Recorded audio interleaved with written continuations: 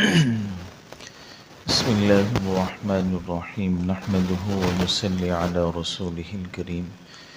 میرے محترم عزیز دوستو بزرگو، اسلام جو ہے پاکیزگی کا دین ہے۔ اسلام ہمیں پاکیزگی کا درس دیتا ہے۔ اللہ کے نبی نے پاکیزگی کو اتنا بیان فرمایا کہ آپ نے فرمایا الطہور شطر الایمان، کہ پاکیزگی یہ تو آدھا ایمان ہے، یعنی آدھا ایمان ہی پاکیزگی ہے۔ اور قرآن میں اللہ نے ہمیں حکم دیا، حدیث میں قرآن میں بھی آتا ہے یا ایھا الذین آمنوا اذا قمتم الی الصلاۃ فاغسلوا وجوہکم وایدیکم الی المرافق وامسحوا برؤوسکم وارجلکم الی الکعبین وَإِن كُنتُمْ جُنُبًا فَاطَّهَّرُوا۔ یہ سورۃ المائدہ کی آیت نمبر 6 ہے، جس میں اللہ نے وضو کا طریقہ بتلایا کہ جب بھی تم نماز کا ارادہ کرو تو اپنے چہرے کو دھو، ہاتھوں کو دھو، سر کا مسح کرو، پاؤں کو دھو۔ وَإِن كُنتُمْ جُنُبًا فَاطَّهَّرُوا، اگر تم جنبی ہو یعنی تم پر غسل فرض ہے، فَاطَّهَّرُوا، تو پھر تم جو ہے خوب پاکی حاصل کرو، مطلب یہ ہے کہ غسل کرو۔ اور حدیث میں آتا ہے ان اللہ یحب التوابین ویحب المتطہرین، دو طرح کے لوگوں کو اللہ پسند فرماتے ہیں۔ ایک تو وہ لوگ جو توبہ کرتے ہیں، جو بہت زیادہ توبہ کرتے ہیں، استغفار کرتے ہیں، اللہ ان کو پسند فرماتے ہیں، ان سے محبت کرتے ہیں۔ اور دوسرے ان لوگوں سے ویحب المتطہرین، جو پاکیزگی حاصل کرتے ہیں، جو پاک صاف رہتے ہیں۔ قرآن میں اللہ تعالیٰ نے ایک قوم کی جو ہے اچھائی کو بیان فرمایا، اس وجہ سے کہ وہ پاکیزگی کا بہت اہتمام کرتے تھے۔ پہلے جب استنجا جو ہے وہ زمین سے کیا مٹی کے ڈھیلے سے کرتے، پھر پانی کا استعمال کرتے۔ اللہ نے ان کی صفت بیان فرمائی کہ یہ لوگ ایسے ہیں جو پاکیزگی کو پسند فرماتے ہیں۔ تو اس لیے بھائیو دوستو، نماز کے لیے حد سے اصغر سے پاک ہونا، حد سے اکبر سے پاک ہونا یہ ضروری ہے۔ ایک تو چند چیزیں ایسی ہیں جن کے بعد انسان پر غسل واجب ہو جاتا ہے۔ قرآن میں اللہ نے فرمایا اگر تم جنبی ہو گئے احتلام کے بعد، بیوی سے ملاقات کے بعد، یا عورت حیض نفاس کے بعد جو ہے اس کے بعد جو ہے غسل کرنا فرض ہوتا ہے۔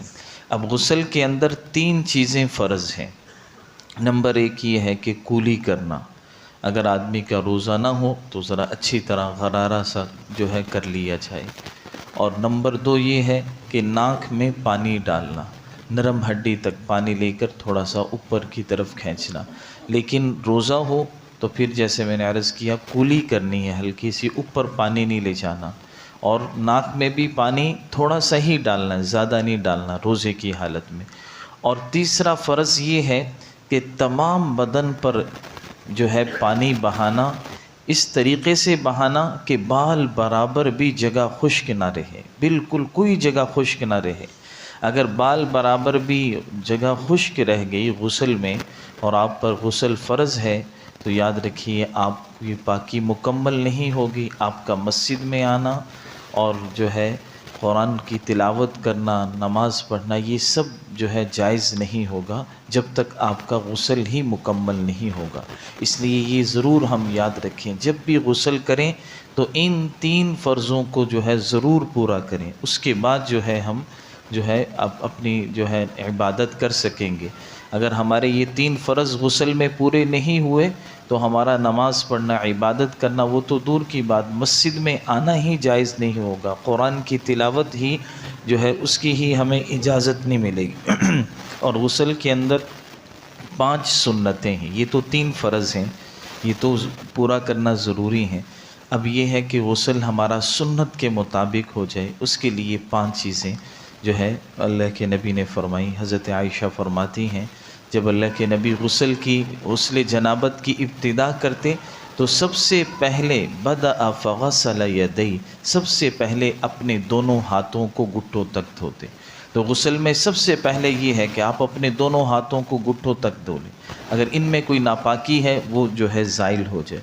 اس کے بعد استنجا کرنا، اگر آدمی کو استنجے کی ضرورت نہیں ہے تب بھی سنت پورا کرنے کے لیے استنجا کر لے، اور اپنے بدن پر جہاں کہیں نجاست لگی ہے پہلے اس کو آدمی دھو لے، زائل کر لے، پھر غسل کی طرف جائے، کیونکہ سیدھا اگر پانی جسم پہ ڈالے گا تو وہ جو نجاست بدن پہ لگی وہ پھیلے گی، غسل خانے میں بھی پھیلے گی، جو ہے چھینٹیں پڑیں گی۔ اس لیے پہلے بہتر یہ ہوتا ہے کہ اس نجاست کو جو آپ کے بدن پر لگی ہے آپ لوٹے سے پانی لے کے اس کو زائل کر لیں، وہ ختم ہو گئی۔ اب آپ پانی ڈالیں گے تو آپ کا پانی کی چھینٹیں جو ہیں وہ پاک ہوں گی، اور اس کے بعد جو ہے تمام بدن پر 3 مرتبہ پانی بہانا یہ سنت ہے۔ ایک دفعہ تو فرض ہے لیکن 3 دفعہ پانی بہا لیا جائے یہ سنت ہے۔ اور اسی طرح جو ہے آپ نے یہ بھی فرمایا کہ وضو جو ہے غسل سے پہلے وضو کر لیا جائے۔